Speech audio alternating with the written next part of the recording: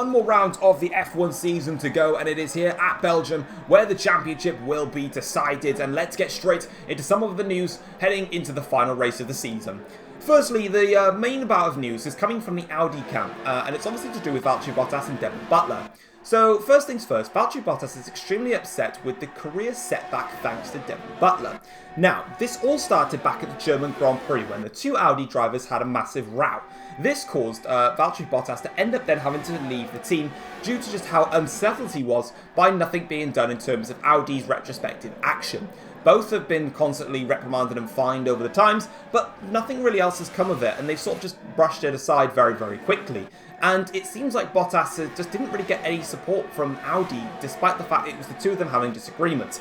This all came about because Audi have been going through a structure whereby if one driver gets the upgrades and tests it and it works, then they put it on his car and then they'll go ahead and put it on the other car. Then when the next upgrade comes, the driver that didn't get to test it first, this time will test it first. However, if that upgrade does fail and it's not working out, when Audi release another upgrade, then that driver will once again get to test it because they didn't get to have the full upgrade on the first time around. It's a very weird and confusing structure that they went with.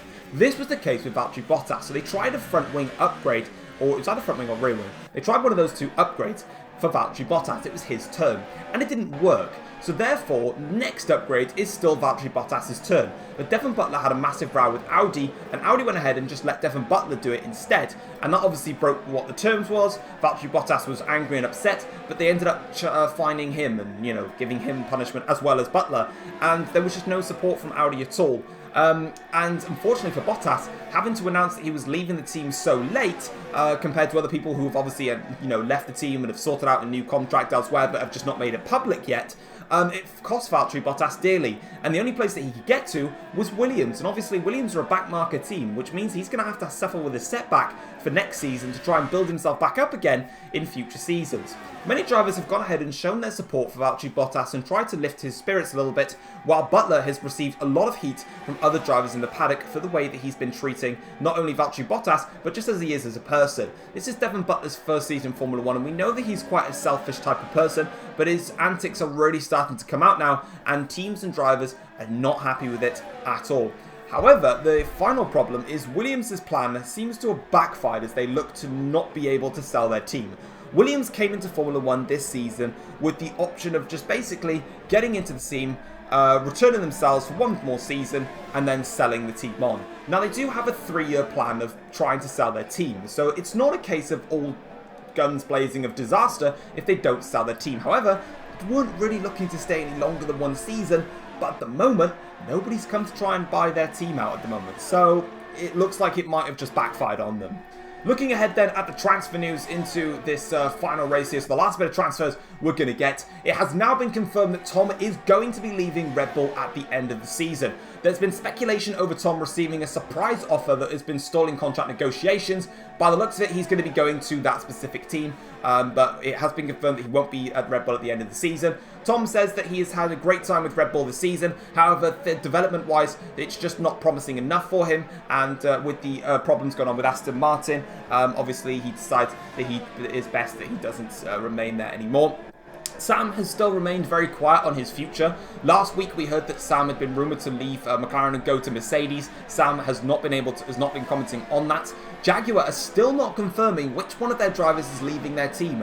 We know that Jaguar are very close to signing a driver that they've been looking for some time, but they haven't confirmed which driver is going to unfortunately lose their seat because of it, and it's a very strange scenario for them. And Lando Norris has finally secured himself a decent drive for next season. Lando Norris is off to Red Bull, so he's either replacing Tom or he's replacing Vettel. Both Red Bull drivers are leaving at the end of the season. Lando Norris has been stuck at Williams all season long after his contract was scammed by Marcus, has got some high spirits back in his life, and he'll be joining Red Bull for next season, and he can't wait to get going. And then finally, the race news for this weekend then. So Mercedes and McLaren look closely matched at the front, which is going to be a bit of a worry for Red Bull because, of course, Red Bull need to be outdoing McLaren if they're going to try and win this championship. Red Bull have decided to sacrifice downforce to maximise their straight line speed, as that seems to be their biggest issue here. And Tom, unfortunately, believes that his task to beat Sam is, while 99% impossible, So that's promising as you go into Grand Prix weekend. But here we go then. It is Tom versus Sam for the Formula 1 World Drivers' Championship. That gap is 17 points. It's a lot on Tom's shoulders, but can he pull it off? Let's find out. It is round number 16, the finale of Season 4. Yo, what's going on, guys? It is Fox United here. Welcome back to a brand new episode of the F1 Journey for you guys today here on the channel. Today we are here for the finale of Season 4 here at the Belgian Grand Prix, round number 16. And if you are unaware of the championship standings as it is, basically Sam currently leads the Formula 1 World Championship by 17 points over ourselves heading into this weekend. Mathematically, we can still win the championship, but we have to win the Grand Prix or finish in second place, and Sam doesn't really have to do that much to win, to be honest. I think he needs like top 6 if we win the race, and so forth. And as you can see on your screens right there, our weekend got off to an awful start. My first qualifying lap actually left us with quite a big crash, and luckily we didn't we didn't retire from the session. We didn't lose the wheel or anything like that. We just lost our front wing in that crash. Got a little bit too wide on the exit, got a bit greedy on the power, and lost the car there. So it meant that on our next run now here, we were sort of compromised because we didn't really have that bank lap that we're normally used to. And you can already see that I've run out of ERS, so I didn't really use my ERS properly. And across the line, we're obviously 2 seconds off of the pace. And I was thinking to myself, well, Christ, I wish I had that lap, then I could improve and do another lap, and then I can improve and do another lap, but I couldn't.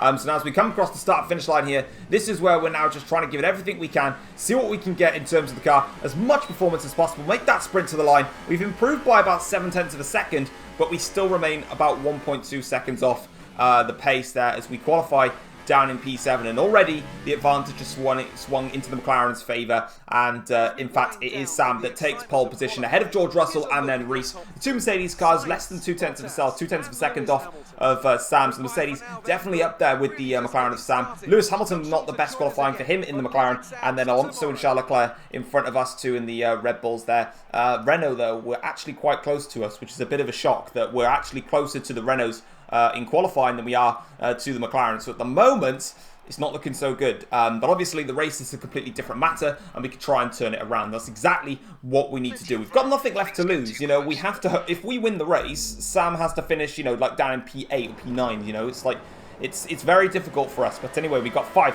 red lights here to start the finale then of Season 4, and it is like so. Here we go then to start the Belgian Grand Prix. We've got the inside line then heading in towards turn 1, and that's exactly what we're going to do. Going down in towards last source, we get past Charles Leclerc, also Lewis Hamilton in the process there. So a great start early on then, as now you can see the cars filtering their way through. We've now got, I believe, Sam leading the Grand Prix, but the two Mercedes there, one of them is actually going to go side by side up the hill there in towards Eau Rouge and Radion, and we're going to have a look at that now. It's George Russell that's trying to fight off Sam there, but he doesn't quite carry the momentum as they now go onto the back straight here down Lecombe. Let's see if George Russell now has got the straight line speed to blast it through past Sam as they go in towards Lecombe. It is going to be 3 wide there. A little bit of contact between Sam and George Russell. Doesn't look like anything too serious there in terms of front wing damage, but that's going to be a little bit costly there, as meanwhile further back there we did manage to get past Fernando Alonso on the run up the hill there. So good start for us up into P4 now, so already claiming 3 places on the opening lap, and now we're just 0.8 of a second off of Reese. But as we now go through the exit of Stavilo corner, Fernando Alonso is closer to the back of my car than I am to the back of Reese's car, and he's going to go for it now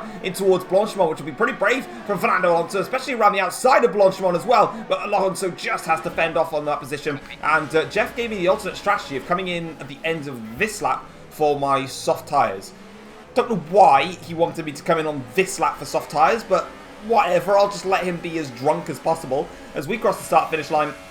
And we complete the first lap there. That's a fantastic camera shot at the top of Radion there. So we now go onto the Camel Straight. We've got, this is the scenario then. So Sam out front, but he's actually struggling to shake off the 2 Mercs then of Reese and George. They're doing a great job of sticking with him, as we, meanwhile, are just sort of holding off the Ferraris and basically creating our own brand new trainings. We've got, looks like some side-by-side moments here, as we've got one of the Porsche cars that looks like Pascal Wehrlein fighting against Esteban Ocon. Wehrlein around the outside, and he gets the move done on Esteban Ocon and should get the better drive out of the corner. Nico Rosberg now fancies a run, as also does the 2 Audi cars there, as we now look on board with Esteban Ocon, and it looks like he's just about going to be able to fend off the position. Not quite. Rosberg still going to keep it in there as they now go through it towards the corner with no name, and Rosberg there makes the move stick, and that's a great overtake from Nico Rosberg as we go on to the lap 2 on our perspective now. Towards Stavilo corner, went a little bit wide through there, and you can already see that the Mercedes cars now are 1.8 seconds clear and are really pulling away quite nicely, as Fernando Alonso is going to go for another attack here in towards Blanchimont, again towards the outside line. He's a little bit bit more alongside my car than he was last time, but as we fly through towards Blanchimont corner now, we go a little bit wide, and Fernando Alonso's had a problem there. Fernando Alonso's got a major problem here, major car problem, as he's just stopped. He's decided to stop the car in Blanchimont. That's really weird. We did, obviously, he ran wide, because obviously we ran him wide. We're entitled to that corner. We can run him as wide as we possibly want. But on the minimap, he seems to have carried on again. So it's almost, he must have had either a car problem or something like that, which is just, he's obviously just rectified. But that's cost him a lot. He's now all the way down the back of the field, and he's going to have to recover in this race. So bad luck there for Fernando Alonso, but we, meanwhile, need to press onwards and try and see if we could just have any form of chance of catching up to the top three. But it looks like Charles Leclerc has noticed that we have cost Fernando Alonso this race by him having a car problem. So he's now going to try and attack us as we go in towards Lecom. We can hold off the position there. A little bit of a screen freeze on our behalf as we go in towards the braking zone, which is a little bit worrying. But you can see that the gap is 2.8 seconds between myself and Reese. It'll be a little bit closer as these guys are going side by side. But again, a fantastic camera shot. And again, Sam is just not able to shake off these Mercs. He's really struggling with it. Russell now is going to go towards the inside line. DRS is active this time for the Mercedes man, and it looks like George Russell is going to take the lead of the Belgian Grand Prix, but Sam switches his line actually and towards the inside there. Really clever play from Sam. Russell got the overtake done. Sam swapped his position to get the inside line, late braking on the Mercedes there, and now he's actually clearing off into the distance because Reese and George Russell are now beginning to start a little bit of a scrap of their own, a little inter-team battle. And who's starting to pull away? That is Sam. And what does Sam just need in this race? He just needs a nice little comfortable gap to keep himself clear of those two Mercs. That's exactly what he's doing. Reese is not in DRS range of Sam. So George Russell and Reese, by fighting each other, are now letting Sam in the McLaren get away, which is just, well, it's ruining my chances of winning the championship if Sam begins to pull away in the distance that he is now. As they go up the hill then, let's see if George Russell can make this move on Reese. And it looks like he's got a fantastic run through Eau Rouge and Ranion, and now onto the Kemmel Straight. George Russell can just go to the inside, go to the outside, any side that he wishes, and he'll get the overtake done. Blast pass with DRS. Lovely overtake there from George Russell, and that's him back up into second place. Now let's see if they can start using a bit of a DRS slipstream train together to get back onto Sam's tail. But unfortunately, it looks like Sam is pulling away, and while Reese doesn't really care about chasing Sam by the looks of it, he cares about staying in front of George Russell and just getting in front of him as they go through the chicane there. That is now giving Reese the overtake. Also, we've got Leclerc and Hamilton in the background fighting there, which is actually giving me an opportunity to just settle myself into the race. And I'm just sitting here watching these two Mercedes who's going at it, and obviously I can't close up to the back of them because they're just slipstreaming each other, and it's very hard to get close to them, especially when they're about 6-7 tenths behind between each other. All of a sudden then George Russell gets DRS and then overtakes Reese. That's automatically 8-9 tenths of a second clear now after one straight, and obviously I don't get that privilege. Like here, you can see George Russell's probably about 4 or 5 tenths of a second behind. He's now in front of Reese by about a tenth or two. So therefore George Russell has just gained 7 tenths of a second,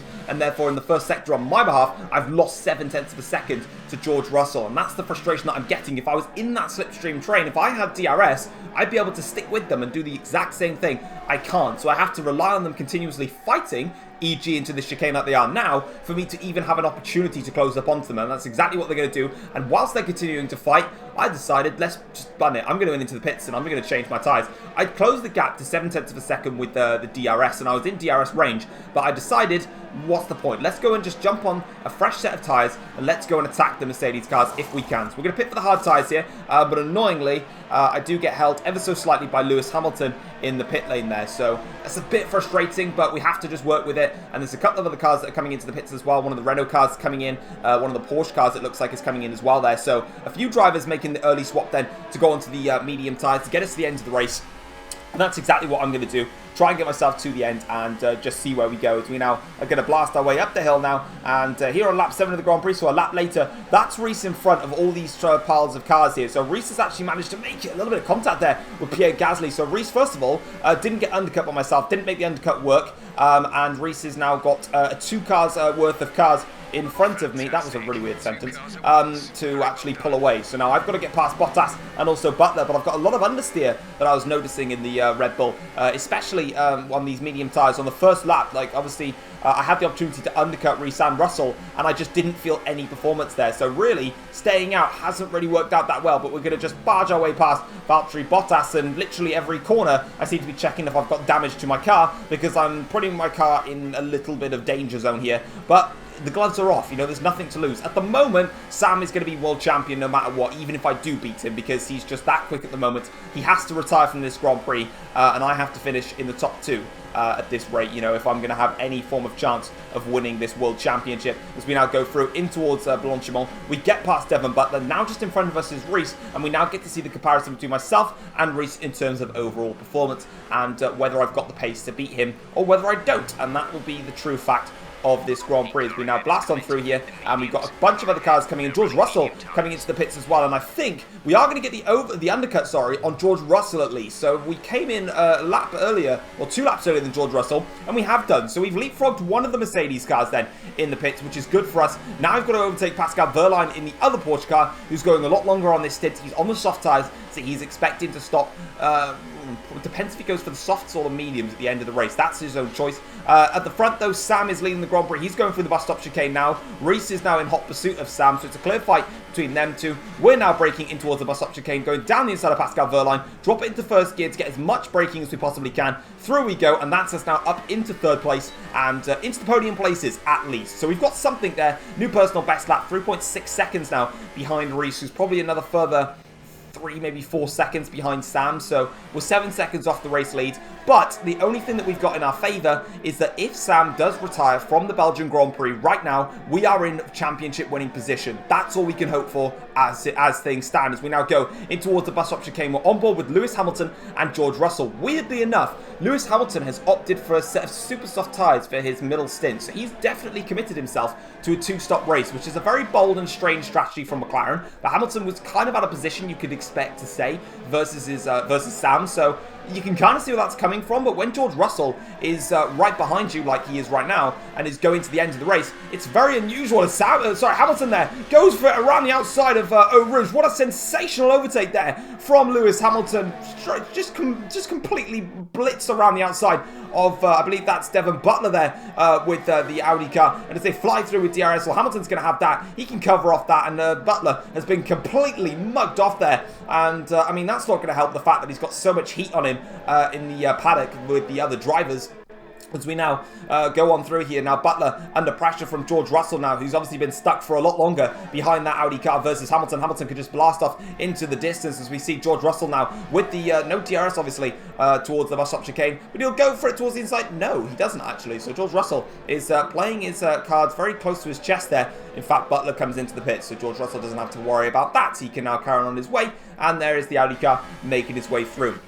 Skipping all the way now to lap 21 of the Grand Prix. Unfortunately, nothing else really happened in this Grand Prix. I did not have the pace to beat Sam or Reese, and George Russell, well, somehow ignited supersonic speed mode and is right on my tail here. So now as we go in towards Blanchimont, I've just got to fight off George Russell now in towards here, and Sam sets a new fastest lap of this race so far, 46.3. Reese responds with a 46.1. So Reese is trying to catch Sam in these final few stages, but as we cross the start-finish line here, I mean, our fastest lap is a 47.4, so we're nowhere near the pace of that. We just had a 47.6 there as we cross the start-finish line now. 10.5 seconds between myself and Reese now as we go in towards Blanchimont for the final, not Blanchimont, the Eau Rouge and Réunion for the final time here. Screen freeze there, so I'll allow myself that little bit of a corner cut or track extension there because I couldn't turn my car because my screen froze. So we now go onto the straight here. Russell has got DRS. He's a little bit quicker. That Mercedes seems to be a lot faster in a straight line, but we can brake a little bit later than George Russell and get the overtake done. And that is us back up into 3rd place.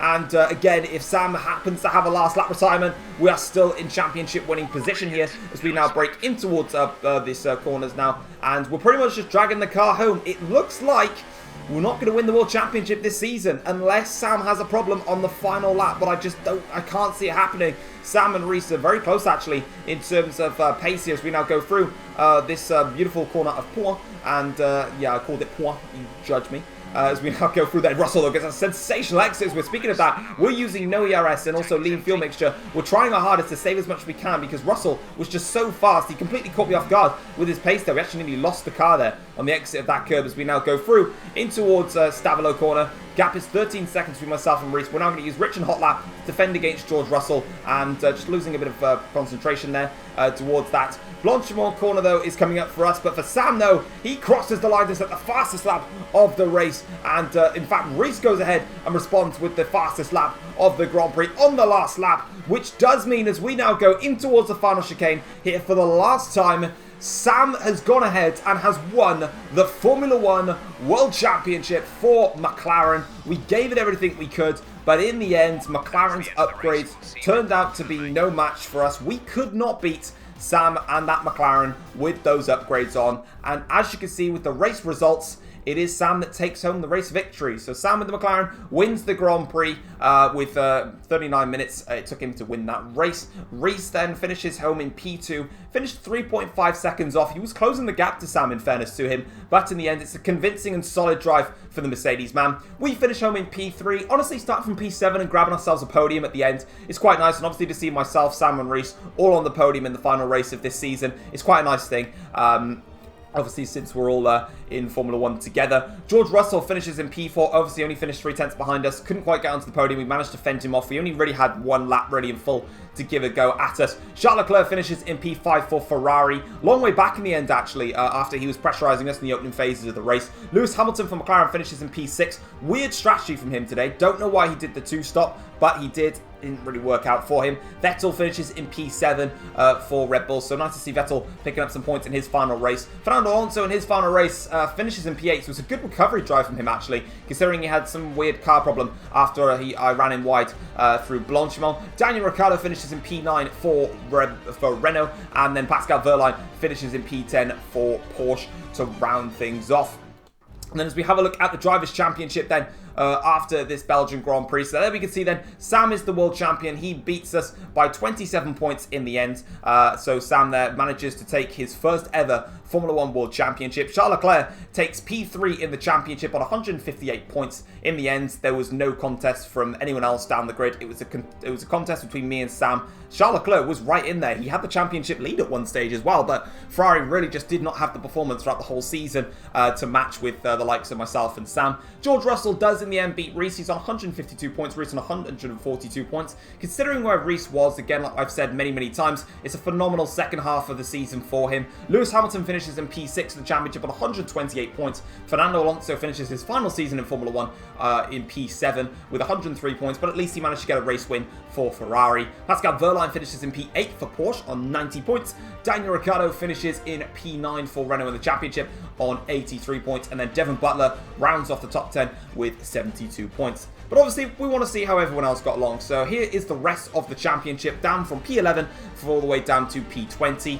Obviously, I didn't put the flags and all the badges in and stuff like that, just for time purposes, because it takes a very long time to make these videos anyway. But we can see the rest of the championship. So my teammate Vettel finished in 11th place in the championship with 57 points, ahead of Valtteri Bottas of the Audi on 54 points. Nico Rosberg finished 13th in the championship on 51 points for Porsche. Esteban Ocon down in P14 for Renault, only scored 18 points this season, which actually kind of surprised me when I look back at my spreadsheet. Lucas Weber for Jaguar picking up 8 points, which were all done in Monaco. Same with Carlos Sainz for 16th place in Ford. And then again with Nico Hülkenberg in 17th place for Jaguar, picking up the 1 point there. Nick De Vries also with 1 point in P18, picking that up in Monaco. Hülkenberg picked his up in Brazil, round number 2, which is why Hülkenberg is in front of Nick De Vries, because he's had stronger finishes throughout the season. And as well, he picked up his point earlier, so yeah, fair play to him. And then Gasly and Norris, unfortunately, did not score a point this season, which is honestly very bad for them. Now we're having a look at the Constructors' Championship, then the final table. We can see McLaren ended up dominating the Constructors' Championship this season. They're on 395 points and pick up the double with the Drivers' and Constructors' Championship. Red Bull, ourselves, we managed to finish in P2 in the Championship, albeit 97 points off in the end there. Mercedes-Benz did overtake Ferrari in the end for the Constructors' battle for P3 on 284 points, and Ferrari are on 270 points there. So Ferrari, unfortunately, were leading the Constructors' Championship for quite some time, but they dropped all the way down to P4 thanks to poor performances. Porsche do manage to nick P5 in the Championship ahead of Audi, who are on 130 points. Renault then rounded off with 101 points, so they at least broke the 100-point barrier, and then Jaguar, Ford and Williams all finished with 9, 2 and 1 points respectively. Now what we'll do is go into the post-race notebook for the final time here and see what the teams and drivers had to say after this race. First things first, Sam is completely lost for words after winning his first World Championship. After trying to get an interview with him, it was literally just emotions and speechless acts from Sam, which is completely understandable after you've just won your first World Championship. Tom has admitted that he's extremely upset to have lost the title fight versus Sam, but he has to go ahead and praise McLaren, in which he did so. Obviously, he says that the upgrades that McLaren put on were just absolutely sensational, and it was a testament to how determined they were to win the championship, that they put so much investment into this season, thinking it was going to be the one, and it turned out to be the case. And obviously, in the end, he said that McLaren by far had the fastest car, and he was kind of shocked that he lasted into the championship fight all the way to the final round, and he gave it everything he could. And then finally, Tom and Sam both embraced each other in the cool-down room after obviously they both managed to get themselves a podium. So, of course, they were able to embrace what a championship battle it had been. Obviously, Tom had beat Sam last time around, last season, and Sam managed to beat Tom this season. So that is that for him. But anyway, guys, that is going to wrap it up for the F1 journey. That is Season 4 complete. For every single one of you that have watched the F1 journey, you guys will know that this is by far my most favourite thing to make on YouTube. And I love every single second of it. I don't care how many views it gets, whether it's less, whether it's more than some videos that I don't like making. What matters is that this is by far my favourite thing, and it will continue onwards. Season 5 is already currently being recorded at the moment, and is also being edited. So that will be coming out very, very soon for you guys. But for now, I'll leave you with a little bit of a post-season montage of some clips from Season 4 as we round things off. Thank you very much for watching, and I will see you guys for Season 5 very, very soon. Thank you very much. Take care all. Peace. Take a moment right here, feeling like it's out gear, driving towards the sun with a rose and a gun. Feel the wind in my hair, going nowhere I swear, like an outlaw on the run. Dangerous but it's so fun, running, running, no. Hold on, don't let go. Running, running, no. Keep running.